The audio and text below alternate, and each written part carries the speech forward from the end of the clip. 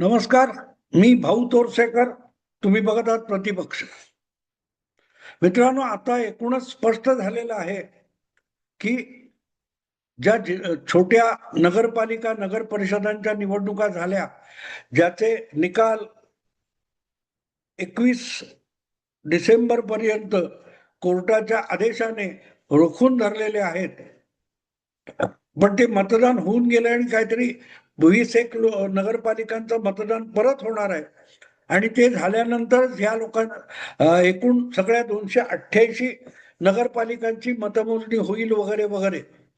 पण त्यानंतर लगेचच जे काय वेळापत्रक जाहीर होईल ते राज्यातल्या सगळ्या महापालिकांचं 25-27 ज्या काय आहेत त्या महापालिकांचं वेळापत्रक जाहीर होईल ही अपेक्षा आहे. त्यामध्ये कोर्टाची जो आदेश आहे की जिथे 50% अधिक जागांचं आरक्षण होतंय त्यावरचा विषय वादग्रस्त असल्यामुळे जिथे अशी निवडणूक आहे किंवा जिथे अशा प्रकारे 50%ची मर्यादा ओलांडली गेलेली आहे, कदाचित अशा मला वाटते 2 किंवा 3 महापालिका आहेत आणि त्या वगळल्या तर उरलेल्या 26-25 ज्या काय महापालिका असतील त्यातल्या निवडणुका उरकल्या जातील याविषयी माझ्या मनात शंका नाही. आणि जिल्हा परिषद किंवा तालुका पंचायतीच्या ज्या निवडणुका आहेत त्या शेवटी 3ऱ्या टप्प्यात ढकलल्या जातील. आणि त्याचंही कारण आहे, निवडणुका हा एक प्रशासकीय प्रयोग असतो. प्रशासकीय याचा अर्थ असा की त्यामध्ये प्रचंड प्रमाणावर सरकारी कर्मचाऱ्यांना घ्यावं लागतं आणि जितका प्रदेश लहान असतो त्या लहान प्रदेशामधली निवडणूक लवकर उरकता येते. उदाहरणार्थ मुंबई महापालिका तुम्ही घ्याल तर मुंबई महापालिकेचा परिसर हा भूगोलाच्या दृष्टीने प्रदेश भौगोलिक दृष्ट्या कमी आकाराची महापालिका आहे, पण लोकसंख्या अधिक आहे. 1 कोटीच्या आसपास मुंबईचे मतदार आहेत, पण प्रदेश बघितला तर इतका छोटा आहे की एका दिवसात इथली महापालिकेची निवडणूक होऊन जाऊ शकते. आणि त्यासाठी कर्मचारी पण मर्यादित लागतात. कर्मचाऱ्यांची मोठ्या संख्येने इकडून तिकडे पोलीस बंदोबस्त, इकडून तिकडे सामान, इकडून तिकडे हे करावं लागत नाही. तसंच महापालिकेचा प्रदेश पुणे असेल, कल्याण असेल किंवा नागपूर असेल तो एका छोट्या आकाराच्या जमिनीवर असतो. पण तालुका पंचायत, जिल्हा परिषदा या निवडणुका ह्या प्रचंड भूप्रदेशावर पसरलेल्या असतात आणि त्यामुळे तिथे निवडणुकीची सगळी प्रक्रिया आटोपायची, तयारी करायची, तर त्याला खूप वेळ लागतो, त्याला खूप कर्मचारी लागतात आणि येण्या जाण्याचा सुद्धा वेळ त्याच्यात गृहीत धरावा लागतो. अनेक गोष्टी शहरापेक्षा वेगळ्या होतात आणि म्हणून त्या निवडणुका सवडीने घ्यायच्या. पण महापालिकांच्या निवडणुका आधी घेतल्या तर मोठ्या संख्येने जवळजवळ निम्म्यापेक्षा अधिक लोकसंख्येचं मतदान होऊन गेलं असं होऊ शकेल. आणि म्हणून मला असं वाटतं की आता जानेवारीच्या 1-2 आठवड्यात मुंबई महापालिका आणि राज्यातल्या सगळ्या महापालिकांच्या निवडणुका होऊन जातील हे गृहीत धरायला हरकत नाही. आणि म्हणूनच मला असं वाटतं की त्यामुळेच ठाकरे बंधू असतील, काँग्रेस असेल किंवा महाविकास आघाडी, महायुतीतले पक्ष हे सगळेच्या सगळे महापालिकांच्या आणि त्यातही प्रामुख्याने मुंबई महापालिकेच्या निवडणुकीच्या तयारीला सगळे लागलेले. अर्थात भाजप हा एक मर्यादित ठेवत नाही, तो राज्यव्यापी निवडणुकीची तयारी करतो, राज्यव्यापी धोरण आखतो. पण बाकीचे पक्ष जे आहेत, बाकीच्या पक्षांना त्या आपल्या प्रभाव क्षेत्रात जावं लागतं. अगदी एकनाथ शिंदे यांची शिवसेना घेतली तरी त्यांचं राज्यव्यापी संघटन असलं तरी प्रत्येक महापालिकेमध्ये त्यांची ताकद आहे असं नाही. गेल्या महापालिका निवडणुका आपण बघितल्या तर ठाणे, कल्याण वगैरे एकनाथ शिंदे यांचं वर्चस्व असलेली शिवसेना होती. मुंबईमध्ये उद्धव ठाकरे यांचा प्रभाव होता.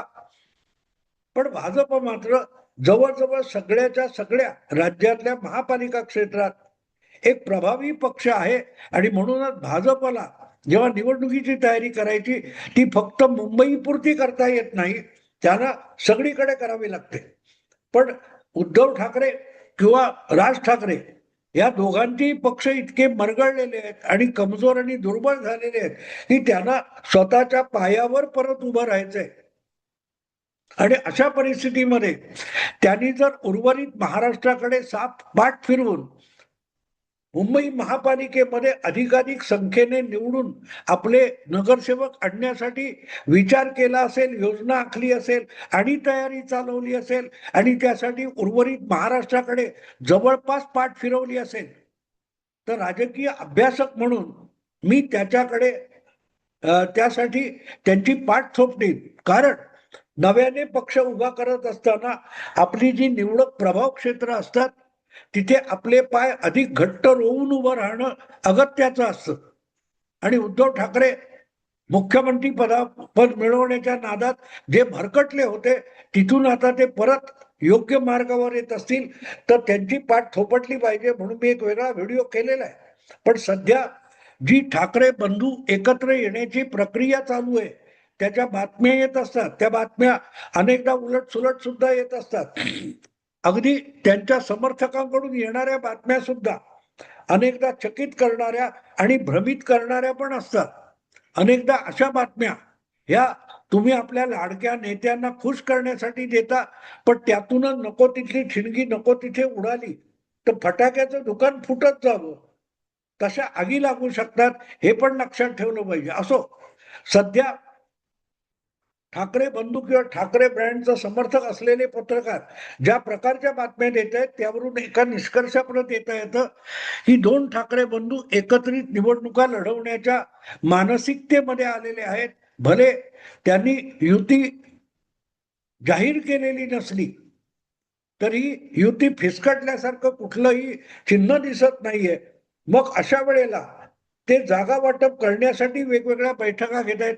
कधी मनसेचे आणि उबाठाचे काही प्रमुख नेते 4-4 तास बसतायत, कधी उद्धव ठाकरे आणि राज ठाकरे बसतायत, कधी आदित्य ठाकरे आणि अमित ठाकरे यांच्या बैठका होत आहेत. आणि मग त्यातून हळूहळू पुढे काहीतरी दिलं पाहिजे म्हणून त्यांचेच समर्थक वेडे वाकडे आकडे सुद्धा देतात की 70 जागा 90 जागा मनसेने मागितलेल्या आहेत, पण उबाठा शिवसेना ह्या 50-40 जागांपेक्षा अधिक जागा द्यायला तयार नाही. मुंबईमध्ये प्रामुख्याने जिथे मराठी लोकसंख्येचा भरणा आहे अशा जागा राज ठाकरेंनी मनसेने मागितल्या असल्यामुळे उबाठा शिवसेनेची कशी कोंडी झाली आहे अशाही बातम्या आहेत. आणि या सगळ्या गडबडीमध्ये परत उद्धव ठाकरे यांच्यावर एक दडपण आहे की ते आजही महाविकास आघाडी नावाच्या जो काय गठबंधन तयार झालेला आहे त्यातून बाहेर पडलेलं नाही. पण राज ठाकरेंना महाविकास आघाडीत घ्यायचं की नाही यावर राष्ट्रवादी आणि राष्ट्रवादी शरद पवार गट आणि काँग्रेस या दोघांनी प्रश्नचिन्ह लावलेलं आहे. आणि मग या पार्श्वभूमीवर उद्धव ठाकरे यांना भयंकर तारेवरची कसरत करावी लागते. आता त्यांना जागा वाटप भावाबरोबर करता येत नाही कारण सगळ्याच्या सगळ्या 227 जागा 2 भावात वाटायच्या आहेत, तरी एक सोपं झालं असतं. पण तसं नाही. अजून जर महाविकास आघाडीचा याविषयी कुठलाही निर्णय झालेला नसेल तर मग नंतर काँग्रेस म्हणजे 2 भावांनी सगळ्या जागा वाटून घेतल्या आणि नंतर काँग्रेस म्हणाली चालेल आम्हाला राज ठाकरे सोबत आले तर चालतील. मग काय करायचं? मग दिलेल्या जागा राज ठाकरेंना कबूल केलेल्या ज्या जागा असतील त्या जागा उद्धव ठाकरे परत मागू शकणार नाहीत. म्हणून ही तारंबळ आहे. जागा बघताना त्या काँग्रेसला द्यायची वेळ येईल का, शरद पवारांना द्यायची वेळ येईल का?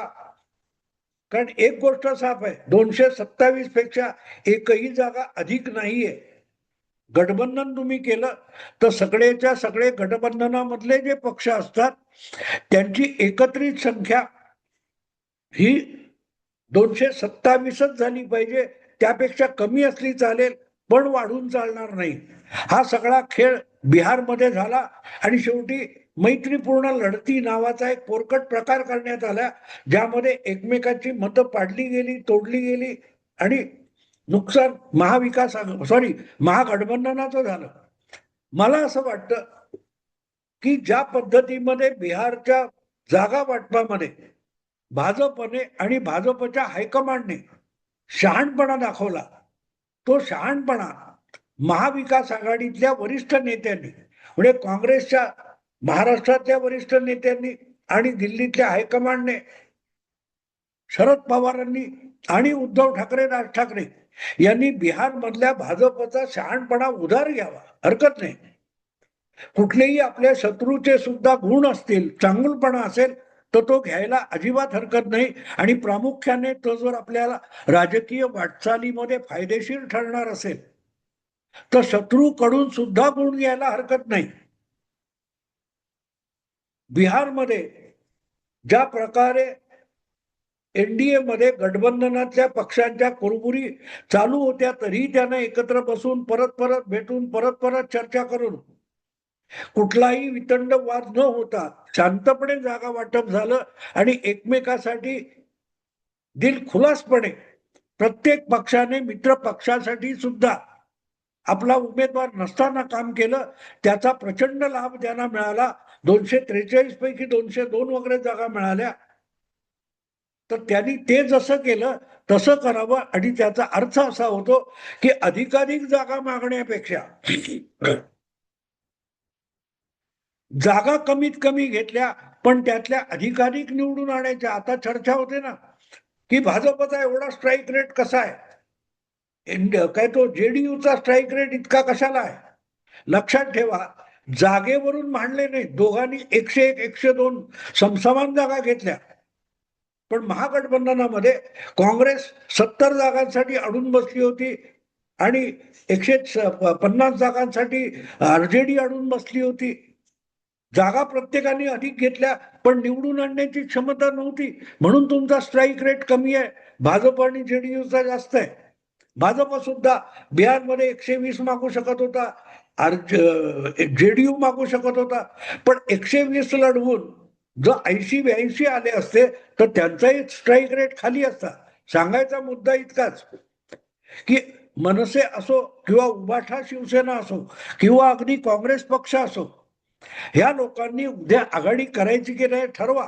पण ठरवल्यानंतर आपल्याला सगळीच्या सगळी बेरीज 227च्या आत आणायची आहे, हे डोक्यात ठेवलं पाहिजे.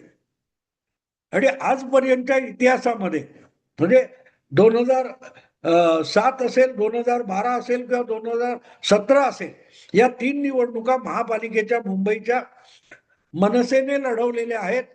पण एकदा 27 त्यांच्या आल्या तेवढं वगळलं, तेवढीच गोष्ट वगळली तर एवढ्या मोठ्या संख्येने त्यांचे नगरसेवक आले नाहीत. गेल्या वेळेला तर अवघे 7 आले होते आणि त्यातले 6 उद्धव ठाकरेंकडे पळून गेले.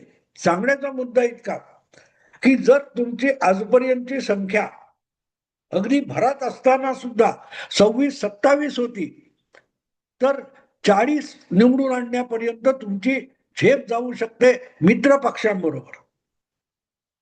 हे सत्य स्वीकारलं तर मनसेला फक्त 50 जागा घेऊन त्यातून 30-35 निवडून आल्या तरी एक नवा विक्रम सिद्ध करता येईल.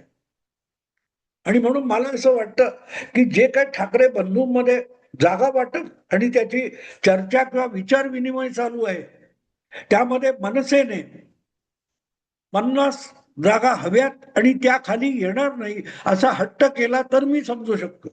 दुसरीकडे आपण बघू, उद्धव ठाकरे यांच्याकडेही आज मूळची शिवसेना राहिलेली नाही, अखंड शिवसेना राहिलेली नाही. त्यांच्याकडे गेल्या वेळेला निवडून आलेल्यापैकी 40-50 नगरसेवक एकनाथ शिंदेकडे निघून गेलेले आहेत.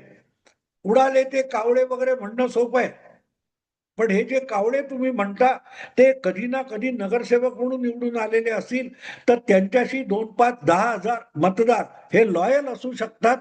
आणि ते लॉयल असले तर तेवढा मतांचा गठ्ठा तुमचा घेऊन ते एकनाथ शिंदेकडे गेलेत.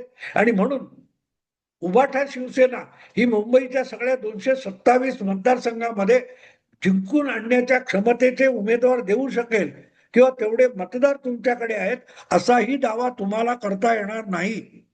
आणि म्हणून तुम्ही जर आजपर्यंत कधीही 90 नगरसेवक एका गठ्ठ्याने निवडून आणलेले नसतील गेल्या वेळेला त्यांचे 84 आले होते, अगदी स्वबळावर लढून, भाजप विरुद्ध लढून.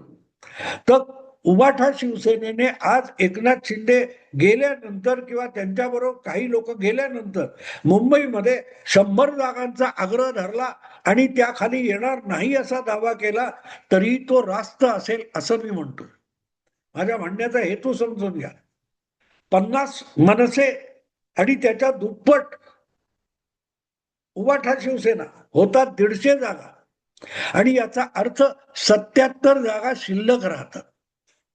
या 77 जागांमध्ये काँग्रेस पक्षाला सामावून घेता येतं.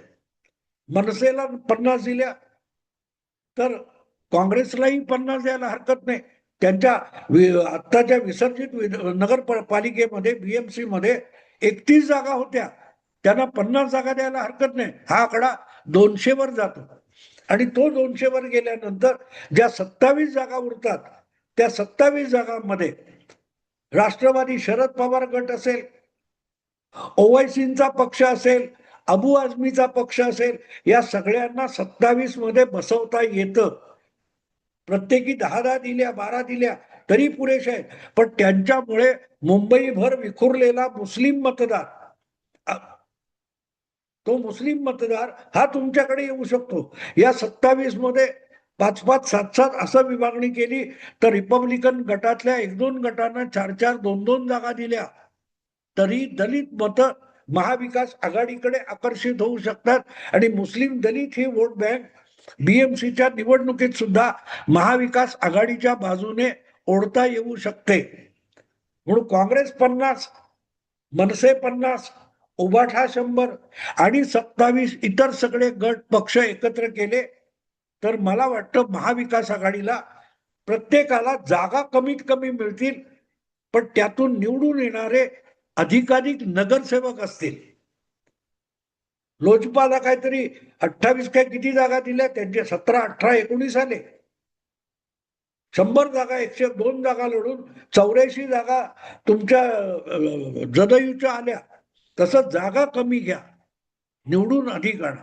अजितदादा किंवा एकनाथ शिंदे यांच्या वाट्याला जागा कमी आल्या पण निवडून आमदार अधिक आले, ही गोष्ट लक्षात घेऊन मला असं वाटतं की 2 ठाकरे बंधूंनी जागा वाटपामध्ये काटेकोरपणे काही ठराविक भूमिका घेतल्या आणि आपल्या सोबत येऊ शकणाऱ्या सगळ्यांची योग्य समजून काढली, तर बीएमसीची निवडणूक भाजप किंवा एकनाथ शिंदे यांची युती झाली तरी त्यांच्यासाठी सोपी राहणार नाही. मी भले एकनाथ शिंदे आणि भाजपचा समर्थक आहे, पण अटीतटीची निवडणूक मला आवडते, आणि म्हणूनच जागा वाटपात महाविकास आघाडीने काय भूमिका घ्यावी या संबंधीचा हा व्हिडिओ मी केला. आवडला लाईक करा, शेअर करा आणि प्रतिपक्षाला सबस्क्राईब करा.